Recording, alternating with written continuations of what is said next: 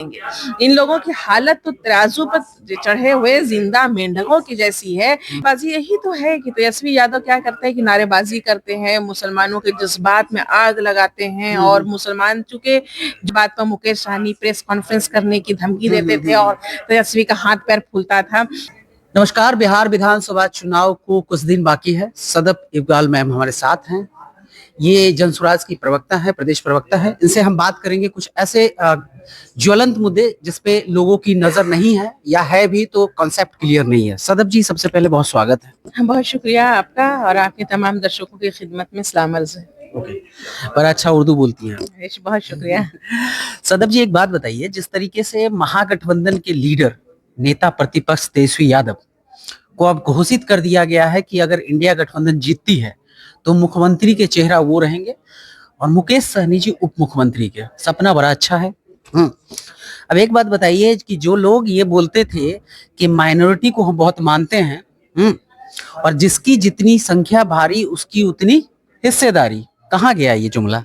देखिए, ये आपको समझना होगा कि किस तरह से लालू जी 35 सालों से मुसलमानों को राजनीतिक बंधुआ मजदूर बना करके इन्होंने रखा हुआ है। अगर 35 सालों से अगर आरजेडी का अस्तित्व है तो सिर्फ और सिर्फ मुसलमानों के वोट की बदौलत है। वो सत्ता में रहे चाहे विपक्ष में रहे, अगर वो हैं तो मुसलमानों की वजह से हैं। लेकिन इन्होंने चालाकी ये की कि 35 सालों में एक भी बिहार के स्तर पर बड़ा लीडर मुसलमानों के दरमियान उभरने नहीं दिया, या जो भी लीडर उभरे उनको कुचलने का काम किया। आप बहुत सारी मिसाल ले सकते हैं, कई ऐसे लीडरों का नाम ले सकते हैं कि जिनको इन्होंने बिल्कुल खत्म करने का काम किया है। तो अब हमारा कोई लीडर है नहीं कि जो हमारे लिए खड़ा हो, जो हमारे लिए लड़ाई करे। अब आप ये देखिए कि जो इनकी 2% की आबादी है, उनका लीडर खड़ा होकर के सीना ठोक करके छाती पीट करके कह रहा है कि हमको उप मुख्यमंत्री बनाओ।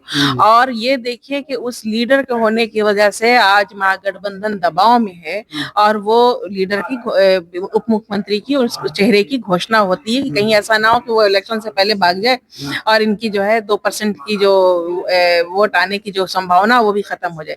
लेकिन जो विडंबना ये है कि हम 18, 19, 20% हमारी आबादी है, एक बड़ी आबादी है हमारी, लेकिन हमारा लीडर नहीं होने की वजह से हमारे दरमियान एक ना तो महागठबंधन ने सही से हमें सीटें दी हैं और ना हमारा कोई लीडर है और ना हमें उम्मीद है कि अगर ये जीत करके, अगर इनकी वैसे जीत के आने की संभावना ही नहीं है, लेकिन मान लीजिए 1% मान लीजिए अगर इनकी सरकार बनती है तो ना मुसलमानों को कहीं भी कोई बहुत आप बड़ी अच्छे पद पर आप नहीं देखेंगे। अगर आप देखेंगे तो वही वक्फ बोर्ड का चेयरमैन, बिहार उर्दू एकेडमी का चेयरमैन, माइनॉरिटी का जो है मंत्री बनेगा या माइनॉरिटी आयोग का चेयरमैन बनेगा। तो इसलिए कि इन पदों पर रखना उनकी मजबूरी है। यहाँ पर मुसलमानों के अलावा ये दूसरे समुदाय के लोगों को नहीं रख देते। मेरी बात मानिए, अगर इन जगहों पर भी अगर दूसरे जात के, दूसरे समुदाय के लोगों को बैठाया जा सकता तो यहाँ भी आपको एक मुसलमान नजर नहीं आता। लेकिन वो नारेबाजी तो कर रहे हैं ना, साहबुद्दीन साहब जिंदाबाद, फिर ओसामा साहब को टिकट दे दिए। अब ओसामा साहब के ग्रुप से ही लोग कह रहे हैं कि ओसामा जी को कम से कम उप मुख्यमंत्री बनाया जाए।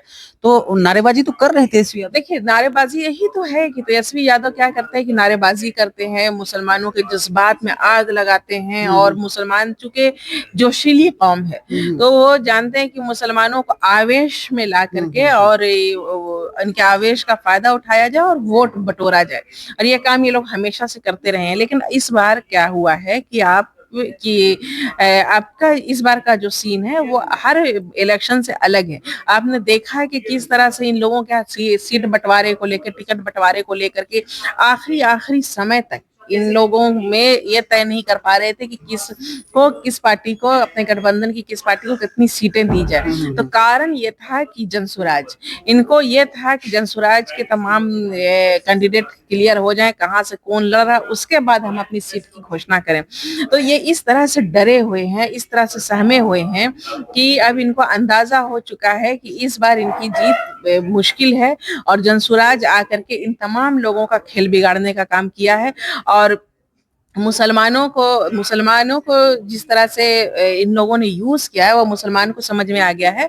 और प्रशांत किशोर जी ने शुरू दिन से ही कहा है कि मुसलमानों को अपने अंदर लीडर पैदा करने की जरूरत है। अपनी कमजोरी हमें जाननी होगी कि हम कहाँ पर कमजोर हैं। ये बातें मुसलमान को समझ में आ गई हैं। आप देखिए कि 35 सीट जो हम जनसुराज ने मुसलमानों को दी हैं और मुसलमान किसी भी पार्टी ने 35 सीट पर आप देखेंगे कि कहीं भी किसी भी पार्टी में मुसलमान खड़ा नहीं मिला है। तो एक बहुत बड़ी भागीदारी हमें प्रशांत किशोर जी ने दी है और हमें यकीन है कि प्रशांत किशोर जी जब हमारी पार्टी आएगी, जब जीत करके आएंगे तो मुसलमानों को हमें बेहतर जगह पर हमें बेहतर मंत्रालय मिलेगा। बहुत मुमकिन है कि हम उप मुख्यमंत्री भी मुसलमान को ही बनाया जाए, कहा नहीं जा सकता। लेकिन जिस तरह से ये लोगों को हक दे रहे हैं हमारा, तो इससे हमारी उम्मीदें जनसुराज के साथ हैं और तमाम मुसलमानों की उम्मीदें जनसुराज के साथ बढ़ गई हैं। और मुसलमानों का एक बड़ा तबका, बड़ा हिस्सा जनसुराज के साथ आज कंधे से कंधा लगा करके खड़ा है। विश्वास दिखा रहे हैं मुसलमान बिल्कुल, मुसलमानों का जो विश्वास जीता है तो प्रशांत किशोर जी ने ही जीता है और जो उन्होंने कहा वैसा ही कर दिखाया। हमें जितनी हमारी आबादी के हिसाब से हमें सीटों में हिस्सेदारी मिली है तो हमें यकीन है कि जनसुराज जीत करके आएगा तो आगे भी हमें उसी तरह से हिस्सेदारी मिलेगी। 150 सीट प्रशांत किशोर दावा कर रहे हैं कि मतलब फुल मेजोरिटी में सरकार बनाएंगे। आपका दावा कितना का? जी बिल्कुल, हमें यकीन है कि हम पूरी 150 से ज्यादा सीटें जीत करके आ रहे हैं और सरकार हमारी बनेगी। और तमाम एनडीए के लोग, चाहे महागठबंधन के लोग, ये तमाम आपको बैकफुट पर नजर आएंगे। ये तमाम पार्टियां बिखर चुकी होंगी इलेक्शन के बाद। इनके दरमियान जब इलेक्शन से पहले ही इस तरह से टूट फूट रही है या आपस में जो विश्वास की कमी रही, लड़ रही, इनको तो ये जनता को ये समझना होगा कि जो अगर महागठबंधन में जिस तरह से बात बात पर मुकेश सहनी प्रेस कॉन्फ्रेंस करने की धमकी देते थे और तेजस्वी का हाथ पैर फूलता था, कांग्रेस उधर अलग अड़ी हुई थी, इधर आप एनडीए में देखिए तो चिराग पासवान अलग नाराज, बीजेपी उनको मनाने की कोशिश। तो ये तमाम पार्टियां इतनी पुरानी होने के बाद, एनडीए में 20 साल सत्ता भोगने के बाद आए, महागठबंधन ने 15 साल इन्होंने राज किया या अभी 20 साल से विपक्षी भूमिका में है, आपस में इन लोगों में विश्वास नहीं है, ये जनता का विश्वास कैसे जीतेंगे। इन लोगों की हालत तो तराजू पर चढ़े हुए जिंदा मेंढकों की जैसी है कि एक चढ़ रहा है और कि एक जगह जो है जिंदा मेंढकों को तौलने की कोशिश है।